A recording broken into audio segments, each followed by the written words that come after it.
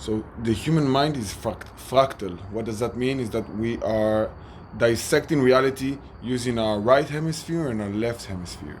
And this means that we are always looking at reality with a dualistic eyes. And you can see that in the Bible and the New Testament and all these sacred books, they are talking about one eye. In this video, I'm gonna talk about the one eye and how to approach it from a holistic perspective, and an exercise. At the end of the video, there will be an exercise.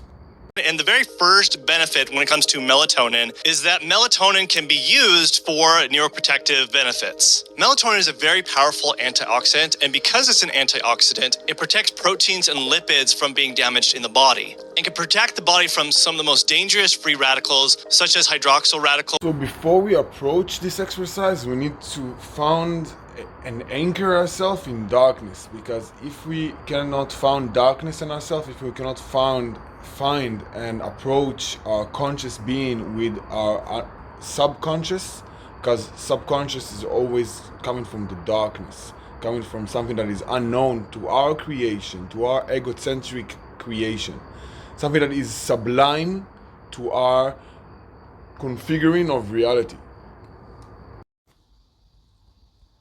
Melatonin is a derivative of serotonin, best known for its role as a hormone. It is produced in a small endocrine gland in the brain called the pineal gland, as well as in the retina and a number of other organs and cells. The melatonin produced in the pineal gland, however, is thought to contribute most to circulating levels of melatonin in the bloodstream. Synthesis of melatonin in the pineal gland and resultant levels. So you can say that the more that you are working this reality from your third eye, the more that you are approaching this reality from your third eye, the less you are coming from the beta waves. The more I approach with my pair of sight, I'm becoming a parasite. The more I approach this reality with the sense that everything is already complete, then I can actually get more melatonin. I can actually get more of the sense of the now. This is a master circadian clock for the brain. Indeed, the best understood function of melatonin is its role in regulating circadian rhythms. Rising melatonin levels at night are associated with lower body temperature and blood pressure and an increase in tiredness. Melatonin production can be inhibited by exposure to blue wavelength light, which is part of the basis for advice to avoid using electronic devices close to bedtime. So actually right now I'm not surrounded by blue light, but if I go out to nature, if I go to the darkness, then I might find the sky as lighting, might find the sky and the moon and the sun as something that is giving me rhythm. In this exercise that I'm gonna show you, it is about connecting to your theta wave and actually going to sleep in meditation like Hanuman used to do. He used to meditate for 4 hours every night. You don't need to sleep for 8 hours, you can sleep for much less. As long as you are working on your thymus gland, on your time, and on you working with your pi, kneel to the pi. That's how you connect to the god of the monkeys, the god of the apes. The pineal gland producing a hormone. The name of the hormone is the melatonin. Melatonin is actually a derivative of serotonin. Derivative of the serotonin.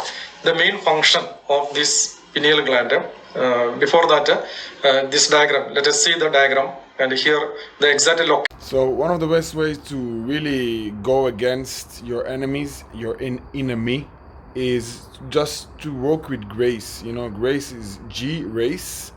When you're working with the grace, you're working with G forces. So actually when you're doing like yes or no, doesn't matter, as long as you are just connecting to your pineal gland. Okay, this is one way to put some G forces on your glands, on your G lands, and you're working with the G. I already started working with my triangle, with both of my salivary glands and the pineal, and started getting the frequencies that I want, the frequency to dissolve the carbon. Okay, frequency in Hebrew, lefarek, it's to dissolve. So we want to get freaky when we got the carbon, because if we want to connect to the gods, we need the carbon outside. We need to connect to the highest hormones that we can achieve, and this is using our dark side, using our shadow work. The thymus is a gland that sits in the front of your heart, just behind the breastbone. And early in infancy and childhood, it is a large gland that will fill up the infant's whole front of their chest. It's large, that big. And its whole function in a child and an infant is to produce immunity. And as you get older, the thymus gland will shrink and get smaller because you've developed immunity. So as you know, as an that it produces, the thymus does atrophy with age. It does shrink, and their fatty tissue builds up with age. However, the thymus gland should be still functional throughout a lifetime, just much more so in adolescence, where it's primarily active to educate these T cells. Again, that's a process I'll cover in another chapter. If you have any questions? So they all say that your thymus gland atrophies, and they might be true because they're creating the reality, right? So we use the language and we witchcraft the lungs. So when we are using our language, we actually can manipulate our glands, because our glands are working also with our ability to create reality using our words. So we got the glands that are working here and here, and if we don't pay attention to them, they actually shrink. But if we put G-forces on them, they might grow back again. The thymus gland is really important because it produces what's called our T cells in our body. Our T cells are important because it fights off against viruses. And obviously with everything going on these days, we want to be able to fight off against as many viruses as we can in our bodies. So in the exercise at the end of the video, I'm gonna combine between the G-forces on the pituitary gland and on the pineal gland, and also G-forces on our thymus gland, okay? And all of it will be incorporated with our iodine force. Odin. It will be incorporated with our fifth chakra, Vishuddha, and also with breathing, because we want to witchcraft again our metal element inside the body. In Hebrew, tal is dew. And when you say metal element, you actually mean the dew in the air, because the dew in the air, you got ionic metals, and you want to use these ionic metals for your benefit and for your glands. So you're having more ionic glands again. Up into the cells, and so serotonin is a very important neurotransmitter for mood. And serotonin is what we make melatonin from, serotonin is a neurotransmitter, melatonin is an actual hormone, okay? Another thing to not... So when we want to make better quality of melatonin, we gotta have some serotonin in our body. So just one thing about gratitude, if we practice gratitude at night, then we are associating ourselves with personal benefit that was not identified or intentionally sought after. It was not really deserved or earned, but rather because of the good intentions of ourself towards ourselves. So when we are thinking about gratitude, when we are thinking about thanking the Almighty and Mother Nature, and just gratitude for any kind of form, it can enlighten the mind, make us feel happier, and make us bind better with the hormones that is much needed, which provides you with the sleep that you need. And this sleep will only be granted to you if you are granting yourself gratitude.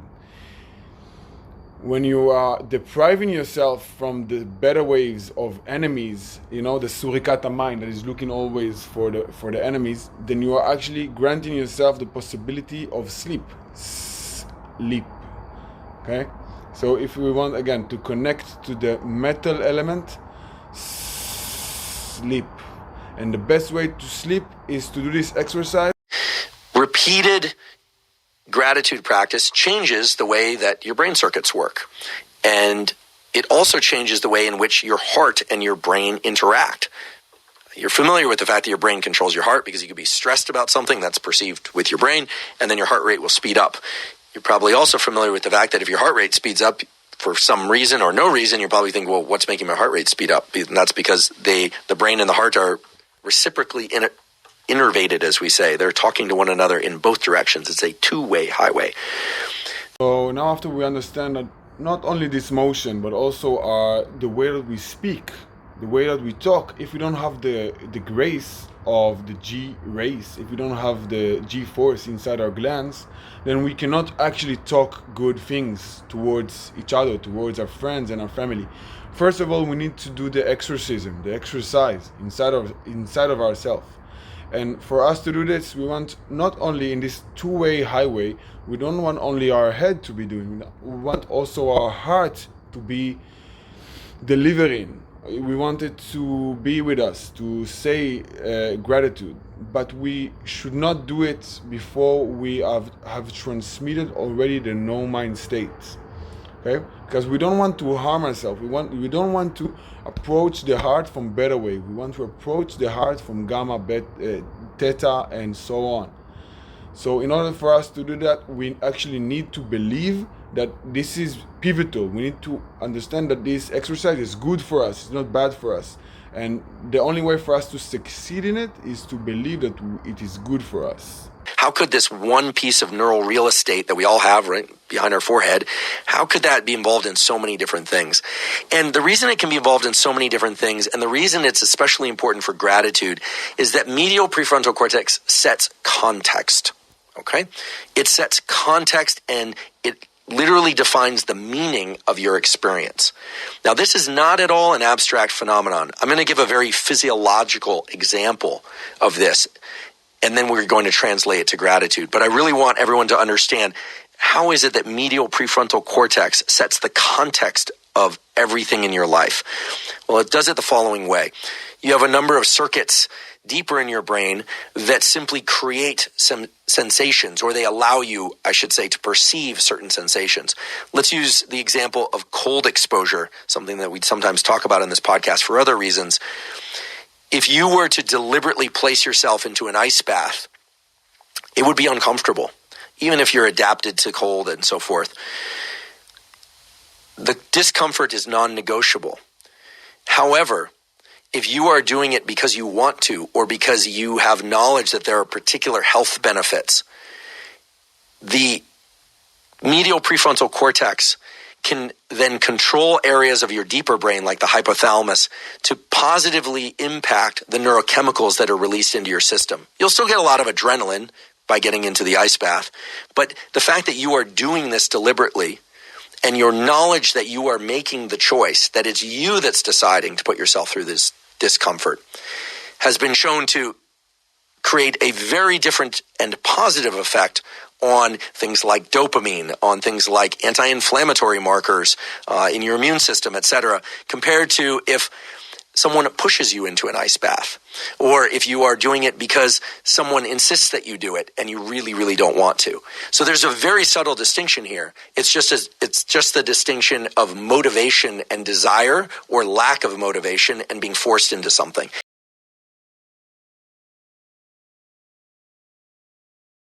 Right here, right next to your collarbone.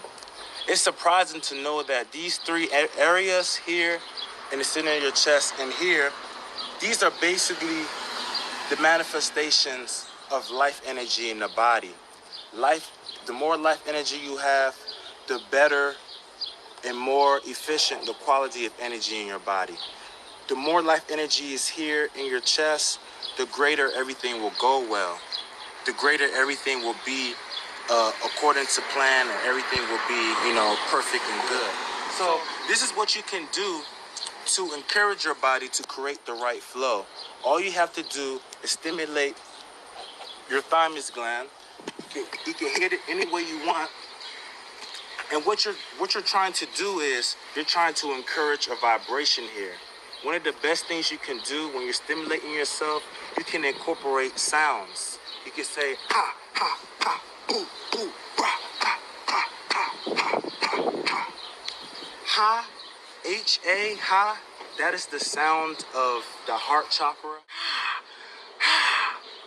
this sound releases a lot of energy. It releases a lot of heat. So as you stimulate your heart chakra, make sure that you're saying ha. Now, another place that I want you to focus on, that stagnant energy is always found in these places. I want you to focus on here, and I also want you to focus on here. This is where your spleen is located, and a lot of times there is a lot of filth and mucus and waste that is being stored in this region, you know? And the only reason why this energy is stored here, this filth is stored here, it's only stored there to create a stagnant energy. And wherever there's stagnant energy, your body begins to flow in the opposite direction. So I want you to do the same thing and just, you know, ball up your fist and just hit your ribs right there. You know, hit it. Now, your immune system is of course found in this area. By you strengthening these three locations, by you eliminating as much filth and waste out of this region, and up here, by you doing this, you will strengthen your immune system and you will be more immune to all the stuff coming from your environment. Believe it or not, our environment tends to create stagnant energy in the body, and our job is to obliterate all stagnant energy to, you know, encourage your energy flow. So by you stimulating these regions and also incorporating sounds, because we need to realize that, you know, on the planet right now, they condition people not really to make noise. People hold in a lot of emotions, and people hold in a lot of sounds. And by them holding in all this energy, by them being stagnant, by them not encouraging the energy flow, there is a lot of heat that builds up in the body. So by you using sound, by you saying ha, ha, you are cooling this region of the body and you're eliminating all of the stagnant energy. Ha, hoo, hoo, WHO, hoo, hoo, ha, ha, ha, ha. Now, if you feel any pain when you're triggering these, if you feel any type of pain, that means that you need this thing. So if you feel any pain as you're hitting these areas, that means there's a lot of filth there that is getting activated and whatnot. So friends, this is the exercise we're gonna do. It's working not only on your higher glands, but also on your lower glands. It's working on all of your system. What we want to do is to benefit this thymus gland. We can use the sun, we can use the moon, doesn't matter, as long as we don't do it in artificial light like I'm doing it right now. Okay, so what's going on? We are going to the thymus gland and we are beating the drum. We need to do it with rhythm. You don't have to do it strong. If you want to build a sword, you don't want to break it. You want it to get the frequencies. You don't want to break your sword, okay? So when you're beating it, you want to give it some water, because this is the best way to create a good sword. You need to give it water. So we are using these glands, okay? In order for you to tap into these glands, the upper triangle, you need to put some G-forces on it to make it this one, to make it the center of it. So you just focus on that and you combine them both. Okay, and after you combine them both and you are transmitting happiness to your body and gratitude, you put an S on it. So and an S is not enough, you need to put N on it. So the N is when the tongue try to touch the roof. So I'm doing an S, but I'm trying to make an N. So I'm not doing an N. Wait, going back to the S.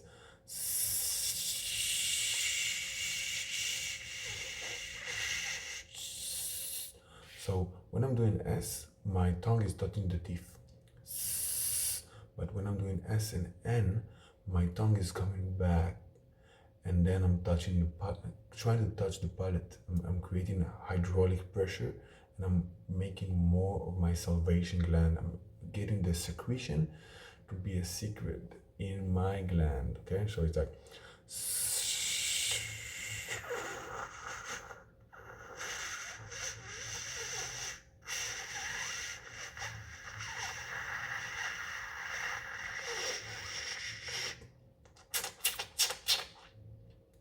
oh, okay, I just drank it in one time, but you need to do it in 3 times to drink it.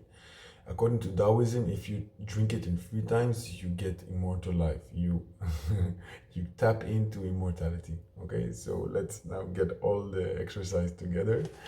I'm on my toe and I'm making a bow, so something like that, and then I'm tapping into that. It's very hard to control your balance, to stay balanced. Very hard. So just doing this. You know, if you're doing it and not harming yourself, then you will laugh after 1 minute. It's a beautiful exercise. So just do this.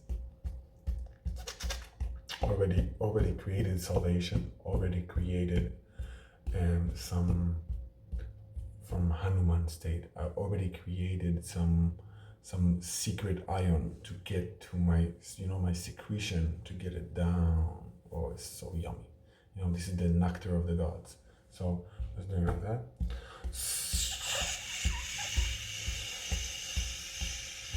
And if you're tapping into it in darkness, it doesn't matter where you do it. Better to do it in darkness to get the melanin, to get the melatonin. If you do it in darkness, in dark place, you will find it much more attractive. This exercise much better for your glands and much more like it's making you stronger, making your thymus gland stronger, making your pineal stronger, their highways, their connection much stronger. And yeah, I hope this exercise will benefit you in many ways. The more life energy you have, the more immune you will be to the bullshit. So during the day, just, stimulate these regions and always leave your tongue touching the roof of your mouth. Become immune, okay? Create life energy by, stimulating these organs. Thank you for watching. I wanted this video to be quick. There will be more to come. All right.